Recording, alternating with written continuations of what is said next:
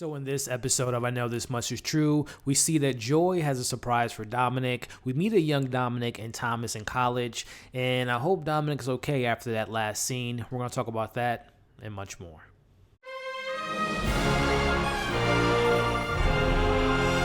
Lisa Sheffer preps Dominick for a hearing with Hatch Review Board that could decide Thomas's fate.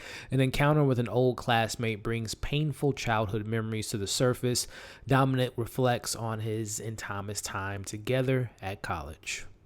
Hey, what's going on, everybody, and welcome back to my channel, Movie Files. Elliot back again with my weekly recap, breakdown, and review of the latest episode of HBO's I Know This Much Is True. We're talking about episode 3, where we get some flashbacks, we get a surprise from Joy, and I hope Dominick's okay after that car accident. We're going to break it all down in this spoiler review, but before we dive into it, as you all can see on the screen now, make sure you're following me on all my other social media accounts. If you're new to this channel, subscribe, hit that notification bell so you don't miss any of my new content. Make sure you give this video a thumbs up, really helps out the channel, but also really appreciate it. And if and when you've seen this latest episode of I Know This Much Is True, let me know where you all are at mentally. You know, this show is very emotionally draining in the best way possible. The acting's been fantastic, but let me know what you guys thought about this episode and what you hope to see in next week's episode 4. So as we've been doing the last 3 weeks, this is a spoiler review, so if you haven't seen the episode, go check it out and come back and join the conversation. But if you've seen the episode like I have, let's get into it. So yeah, this is a really, really solid episode. Again, the show is very emotionally heavy,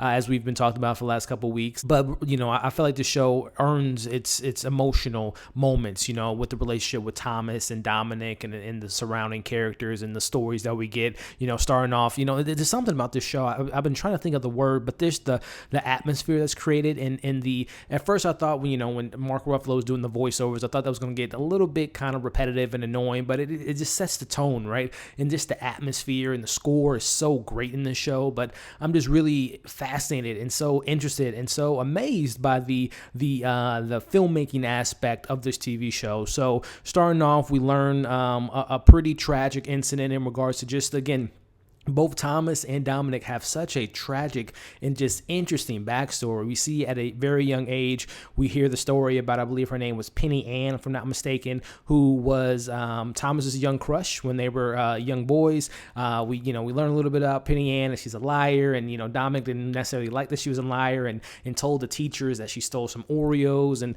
kind of got her in trouble in that. But Thomas and Dominick were affected by that because, unfortunately, as they were kind of talking about at the beginning, the falls and how the significance of the fall, and how, you know, we learn out later that Thomas wants to get water from the fall, but, you know, Penny Ann was killed at the fall. But we kind of get this, you know, again, just learning more backstory and how tragic their backstory is.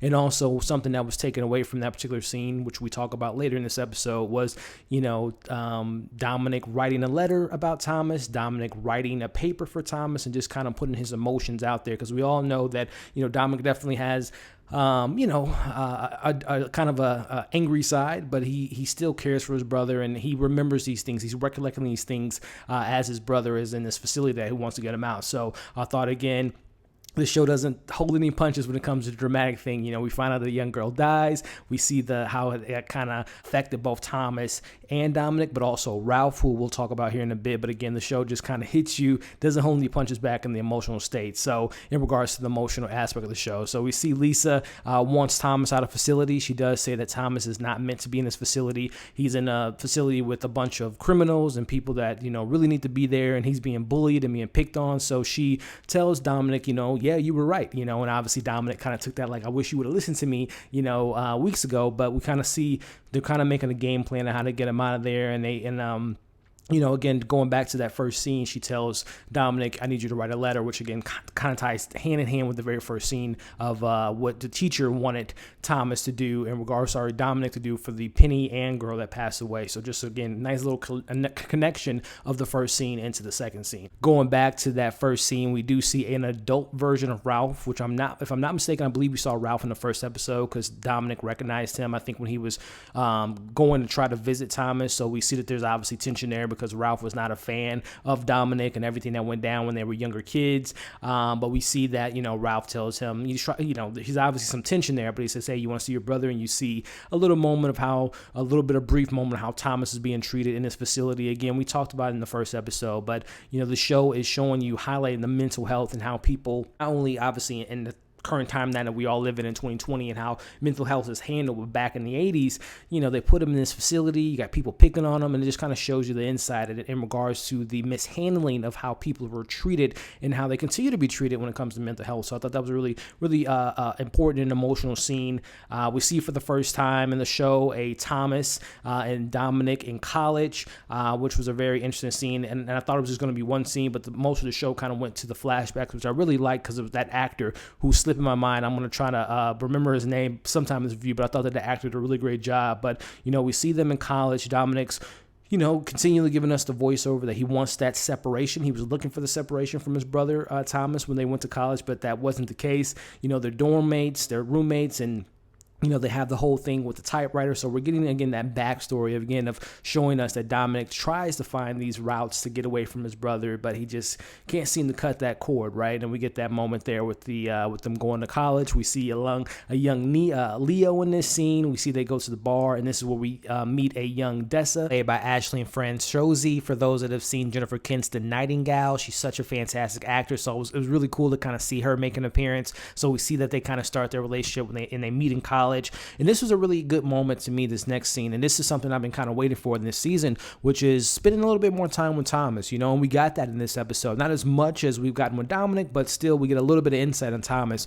We see a scene where he's just talking to his brother, right, about being intimate with the woman, and, they're having their conversation there. But one of the things I took away from that scene was just, the concern that Thomas constantly has about Dominick. And he talks about, I don't want nothing to happen to you.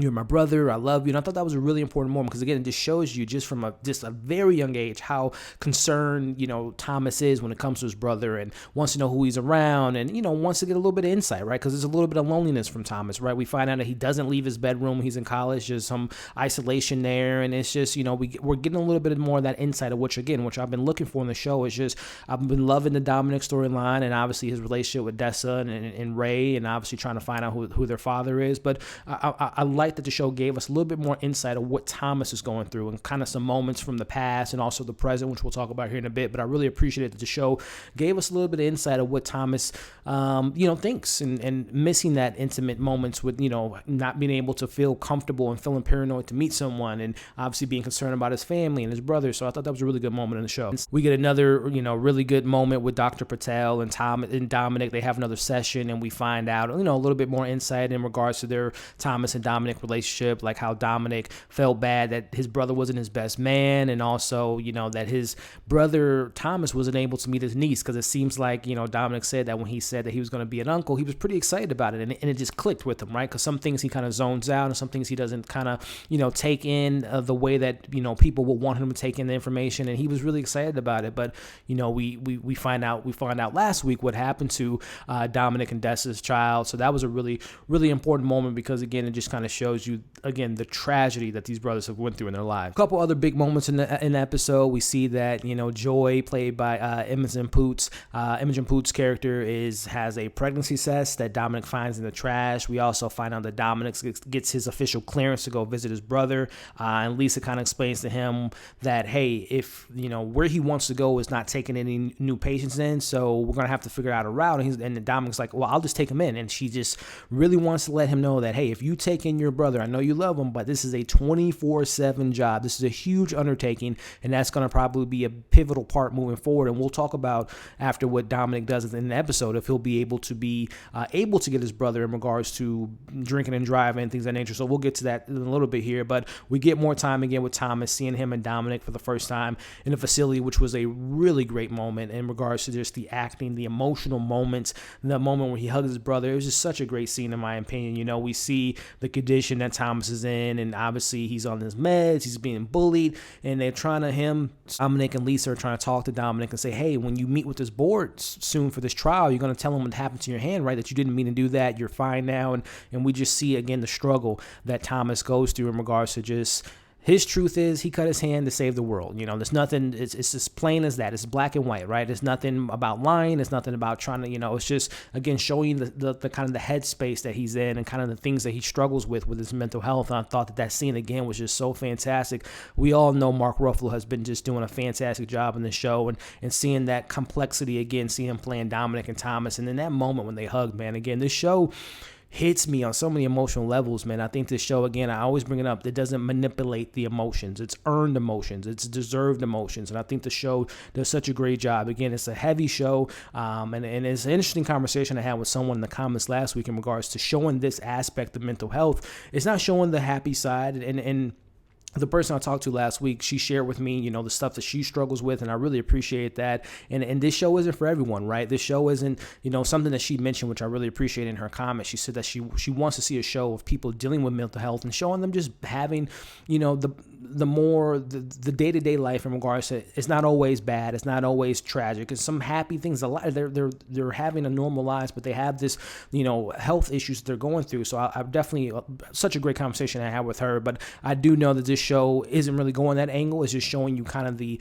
circumstances in regards to people surrounding the person that's suffering through mental health. So again, this is just such a great show in my opinion, and that scene was just so well done in my opinion. But again, that the actor that I was talking about earlier, Philip Edinger, I believe his name is. Again, we see this attention to detail in the show, right? We see that Thomas is struggling writing a paper. He has Dominick writing for him, and he drops off to his teacher. And it was this one little cool, awesome shot where it's like two walkways that Thomas, he takes one path. I thought that was just kind of a metaphor in regards to kind of the life choices that Thomas makes and things that he does in his life. I thought that was a really good shot. And there was a couple others in the shot that I kind of took in regards to attention to detail. But we get the results from Joy's pregnancy test that she is indeed pregnant, which obviously, not obviously, but Dominick did not take that news pretty well. They have a big fight, and, definitely understand where Dominick's head's at that moment, where he obviously has the regrets what happened with him and Dessa and how their relationship kind of fell apart, and wanting to have a child with her and not with Joy. So that was a really good moment there in regards to just, again, the headspace that Dominick is in and all the stuff that he's going through, with his brother and his past relationships, things of that nature. But we get another really good shot where we see, after these kids are pranking Dominick on Halloween, or I believe is good leading up to Halloween, they, put toilet paper and stuff on his car, but as he's driving away, he's wiping off his windshields, and you see like a blurry version of like this life that he doesn't want, right, with him and Joy, because he doesn't want a child with Joy. And we'll talk about that in regards to, is that really his child, in regards to what we find out about what he did with Dessa. And obviously vasectomies don't always work, but I'm wondering, is that really his child? But I just love that shot when he's driving away. We see that, there's definitely, we have a flashback of Dessa and Dominick when she's coming back from her, trip after, what happened to their child.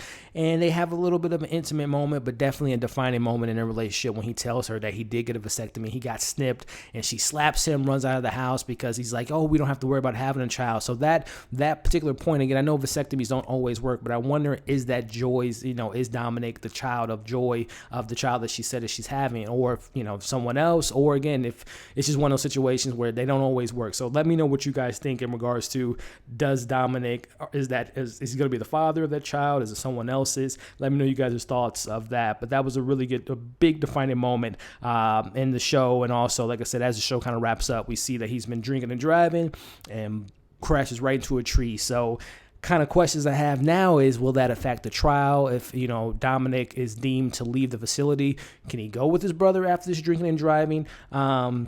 Again, that the reverse of the vasectomy, is that Joy, is he the father of Joy's child? Is Joy, was she messing with someone else? Or, what's going to go on with that? And not much stuff with the father stuff, because obviously, like I had mentioned in the review last week, that I think that the grandfather might be revealed to be the father of Dominick and Thomas, and that he had his daughter, their mom pregnant. So we didn't get much of that storyline, but I assume that will be coming back to the forefront. But another great episode, guys. Again, I know this show isn't easy to watch. I know this show can be very heavy, but the acting, the directing, the cinematography, the atmosphere, the score, it's just been so great. And I've been really invested in the show. And again, I'm an advocate of displaying, even though it can be difficult to watch, I'm an advocate of showing the effects of mental health and how we should be taking it more seriously than what we do. So another great episode for me. This show has been fantastic. I can't wait to see what happens next week. But I do these reviews to talk to you all. Let me know what you guys are thinking about this episode, your thoughts about the stuff that I brought up. What do you hope to see in the future in regards to future episodes? And just share all your comments in the comments below. Let's have some fun discussions like we've been doing the last few weeks in the comments section. So thank you for watching this review. Make sure you check out my other reviews. I had a watch along this past weekend. I did a review for a Netflix show that I just recently watched, Batal. I'm going to be doing many more things this week. I'm going to have my very first Q&A Ask Me Anything. I'm going to get that set up for next weekend, or this coming up weekend, I should say. So a lot of great things coming for you guys. I hope you're staying safe. Thank you again for watching this review, and we'll see you soon.